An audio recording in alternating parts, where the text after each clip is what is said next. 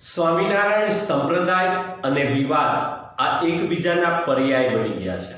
એમની સાથે સતત વિવાદો ચાલતા રહે છે. કચ્છમાં એક બ્રહ્મ સોર્યાસી કાર્યક્રમમાં જે બફાટ સ્વામી દ્વારા થયો, ત્યાં સ્ટેજ ઉપર તો વિરોધ જોવા મળ્યો હતો, પણ આ નિવેદનથી બ્રહ્મ સમાજ નારાજ જોવા મળી રહ્યો હતો, નારાજ થયો હતો. પણ ત્યારે એક એવા વ્યક્તિએ એન્ટ્રી મારી અને બ્રહ્મ સમાજને વિશ્વાસમાં લીધા વગર સમાધાન કરી નાખ્યું હોવાના અહેવાલો મળ્યા હોય ત્યારે જાણીએ શું હતો આ વિવાદ અને શું બ્રહ્મ સમાજને આ જે વ્યક્તિએ ત્યાં જઈને સમાધાનકારી વલણ અપનાવ્યું એ બ્રહ્મ સમાજને સ્વીકાર યોગ્ય છે કે બ્રહ્મ સમાજને વિશ્વાસમાં લીધો છે ખરો? જય પરશુરામ, હર હર મહાદેવ, જય શ્રી સ્વામિનારાયણ.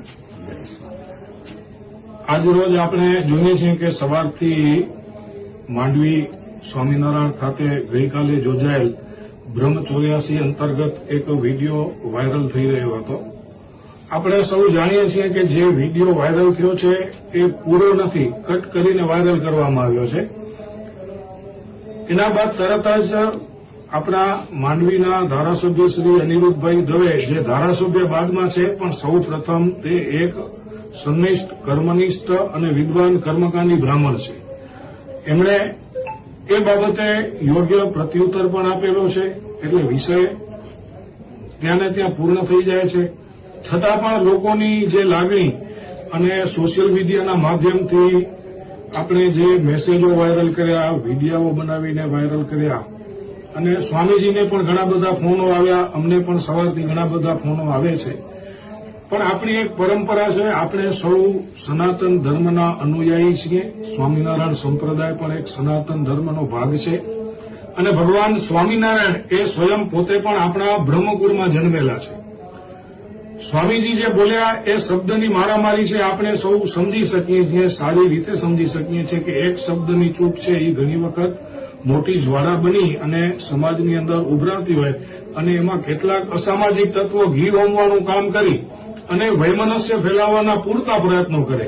પણ આપણે બ્રહ્મ સમાજ એટલે એક પ્રબુદ્ધ, વિદ્વાન અને સમજદાર છીએ. સમગ્ર ભારત વર્ષના સનાતનીઓને માર્ગદર્શન પૂરું પાડવું એ આપણી ફરજ છે અને આપણે સૌને માર્ગદર્શન પૂરું પાડતા આવ્યા છીએ. સ્વામીજીએ એ બાબતે ખૂબ દિલગીરી વ્યક્ત કરી છે. સ્વામીજીની વચ્ચે અત્યારે જિલ્લાના અધિકારીઓ, તાલુકાના અધિકારીઓ બધા ઉપસ્થિત છે.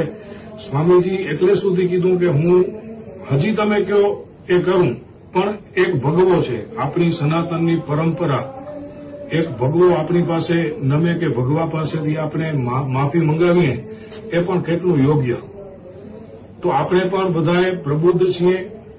બ્રહ્મ સમાજના બધાએ આપણે ભગવાન પરશુરામના વંશવારસો છીએ. તો આપણે પણ સમજદારી રાખી આ વિષયને ખોટી હવા આપી અને આનો કોઈ વામપંથી લાભ લે, કોઈ રાજકીય લાભ લે, તો આવું ન થવું જોઈએ. સવારથી મેસેજો અને ફોનો જોઈ રહ્યો છું તો આ વિષયને આખી એક અલગ દિશા આપી અને ક્યાંક એને રાજકીય રંગ આપવામાં આવે છે. તો ક્યાંક ને ક્યાંક સનાતન ધર્મની અંદર આપણે જે બધા અત્યારે સાથે મળીને કાર્યરત છીએ તો એની અંદર વૈમનસ્ય ઊભું કરવાના હીન પ્રયત્નો થઈ રહ્યા છે, જે તદ્દન ખોટી વાત છે અને હું એને પણ સખત શબ્દોમાં વખોડું છું. માટે આ વિષયને આપણે બહુ ન છંછેડતા આ વિષયને આપણે અહીં પૂર્ણ કરીએ. હેલો, હાજી. વિરલભાઈ ભટ્ટ સાથે વાત થાય છે? હાજી સાહેબ. રામદલ ચેલદમાંથી ભરતભાઈ વાત કરું છું. હા, નમસ્કાર ભરતભાઈ. જય સિયારામ. જય સિયારામ. વિરલભાઈ, એક કચ્છમાં હમણાં જે કાર્યક્રમ હતો સ્વામિનારાયણ સંપ્રદાયનો અને ત્યાં ક્યાંક બ્રહ્મ ચોર્યાસી ને એવું બધો બ્રાહ્મણોને જમાડ્યા અને પછી સ્ટેજ ઉપરથી કંઈક બ્રાહ્મણોનું અપમાન થયું હતું અને એવો કંઈક વિષય હતો. આમ તો જાણવા મળે છે એ પ્રમાણે ત્યાં તમારા એક બ્રહ્મ સમાજના અગ્રણીએ સ્ટેજ ઉપર જ એમને જવાબ આપ્યા હતા, પણ પાછળથી કોઈ આગેવાને આનું કંઈક સમાધાન કર્યું હતું, કાચું કપાણું હતું ને એનાથી એ કૃત્યથી પણ બ્રહ્મ સમાજ નારાજ થયો હતો. શું હતી એ ઘટના આખી? હાજી ભરતભાઈ, એમાં એવું છે કે કોઈ એક દીપેશભાઈ કે દીપેનભાઈ કરીને શાસ્ત્રી, જે પોતાની પાછળ શાસ્ત્રી લખાવે છે, ઓળખાવે છે, બરાબર. જેમણે બ્રહ્મ સમાજનો મોરો પહેરીને, આ શબ્દ હું સમજદારીપૂર્વક એટલા માટે કહું છું કે એમણે માફી મગાવવાને બદલે દીપેશભાઈ જે શાસ્ત્રી પોતાને કેવડાવે છે, એમણે સ્વામી પાસે આ અભદ્ર વાણી વિલાસને લઈને માફી મગાવવાને બદલે કાયદેસર ત્યાં જઈને સ્વામી મંડળીનું મહિમા મંડન કર્યું છે. કોઈ વાંધો નથી, કોઈ વાંધો નથી. પર્સનલી એ માણસ આવું કરવા ઈચ્છે તો એ એનું કર્મ છે, પણ સમાજને સાથે જોડીને એને આ વસ્તુ જે કરી છે એ સમાજ માટે પણ એ વ્યક્તિ માટે રોષનું કારણ બન્યું છે. આજે આવું હું હજારો યુવાનો વતી સ્ટેટમેન્ટ આપું છું. હું પણ એક સનાતની છું, હું પણ એક બ્રાહ્મણ છું. એ નાતે સ્ટેટમેન્ટ આપું છું કે જ્યારે તમે કોઈ પણ વ્યક્તિ જે અશાસ્ત્રોક્ત પંથ છે, જે અધર્મી સ્વામીઓ છે, જેના અવારનવાર લોકો સમક્ષ અને સમાજ સમક્ષ દાખલાઓ બની રહ્યા છે, જેમ કે દેવી દેવતાઓ વિશે અભદ્ર વાણી વિલાસ કરવો, દેવી દેવતાઓ વિશે અને સનાતન ધર્મ વિશે અભદ્ર ચોપડાઓ નીકળ્યા છે, માત્ર ને માત્ર એના પંથનું અને એમના કહેવાતા ભગવાન સહજાનંદ સ્વામીનું મહિમા મંડન કરવા માટે. તો એ સનાતન હિન્દુ ધર્મ માટે અશાસ્ત્રોક્ત છે એવું શાસ્ત્રોક્ત પુરાવા છે. અને આ ભાઈ જે કહી રહ્યા છે, શાસ્ત્રી પોતાની જાતને ઓળખાવનારા ભાઈ, કે એ તો સનાતનનો હિસ્સો છે, તો હું એ ભાઈને આપની ચેનલના માધ્યમથી આમંત્રણ આપું છું કે ગમે ત્યારે ચેનલ ઉપર, તમારી ચેનલ ઉપર આવે, લાઈવ થઈને આપણે શાસ્ત્રાર્થ કરીએ અને જાણીએ એમની પાસેથી, બહુ વિદ્વાન હોય તો, કે ભાઈ આ કઈ રીતે શાસ્ત્રોક્ત છે આ સ્વામિનારાયણ પંથ. બસ મારો સવાલ આ છે અને એનો જવાબ પણ આ છે. હા, તો વિરલભાઈ તમારું કહેવાનું એવું છે કે આ જે સંપ્રદાય છે એ લગભગ એના કૃત્યો એવા હોય છે કે બીજાને હીન ચિતરીને પોતાને મહાન બનવું, એવું કહેવા માંગો છો?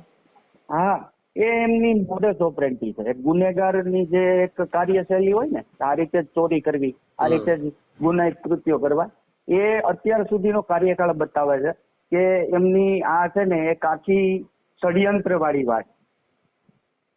હું તો એમ કહેવા માંગુ છું કે આ ભાઈ જે છે, જે બ્રહ્મ સમાજનો ચહેરો બનીને જાય છે, એને કોઈ હક અધિકાર નથી કે બ્રાહ્મણોના સમાજ ઉપર, બ્રાહ્મણ સમાજ ઉપર એનું પોતાનું અંગત સ્ટેટમેન્ટને ઠોકી બેસાડે. બ્રાહ્મણ ક્યારેય, કોઈ પણ સમાજ, સનાતની કે બ્રાહ્મણ, ક્યારેય પણ અશાસ્ત્રોક્ત અને આવા અધર્મીઓની ફેવર કરતું નથી કે નથી એને પૂજ્ય ગણતો.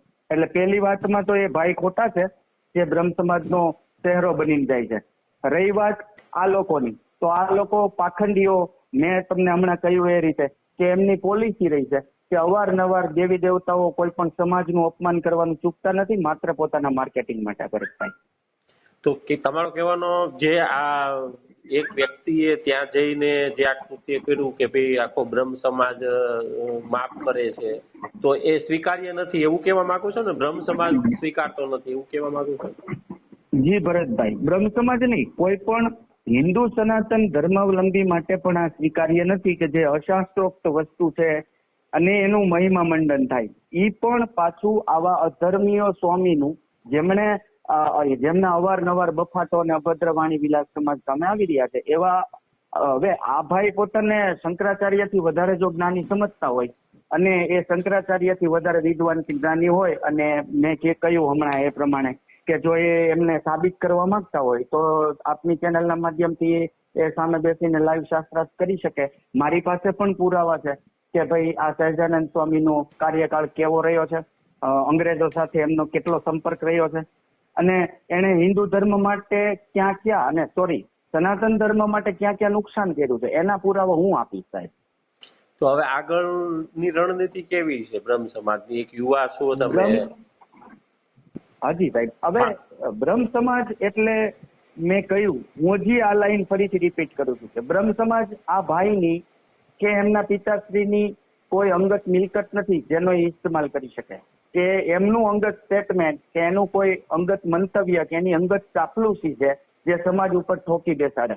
એટલે ભાઈને હું આપના ચેનલના માધ્યમથી અને તમામ દર્શક મિત્રોને કહેવા માંગુ છું કે આવા લોકો દરેક સમાજ માટે ખતરારૂપ છે. આપણો છેલ્લો 1000 વર્ષનો ઇતિહાસ સાહેબ ગવા છે, સાક્ષી છે કે હરેક વખતે રાષ્ટ્ર અને ધર્મને નુકસાન કરવા માટે આવા જયચંદો પેદા થયા છે અને એના માટે જ આપણી પરિસ્થિતિ જે તે સમયે આપણે વિકટ પરિસ્થિતિમાંથી પાસ થવું પડ્યું છે. એના માટે આવા લોકો જવાબદાર છે. બ્રહ્મ સમાજ આ વ્યક્તિને ક્યાંય પણ રીતે કોઈ પણ રીતે સહકાર આપતું નથી અને બ્રહ્મ સમાજના એક યુવાન તરીકે હું આ ભાઈને ચેતવણી આપું છું કે હવે આવતા દિવસોમાં જો એ સ્વામીના માર્કેટિંગ માટે આવું કાંઈ પણ કરશે બ્રહ્મ સમાજને સામે ધરીને તો બ્રહ્મ સમાજ એને પરચો બતાવશે, એમાં કોઈ શંકાને સ્થાન નથી.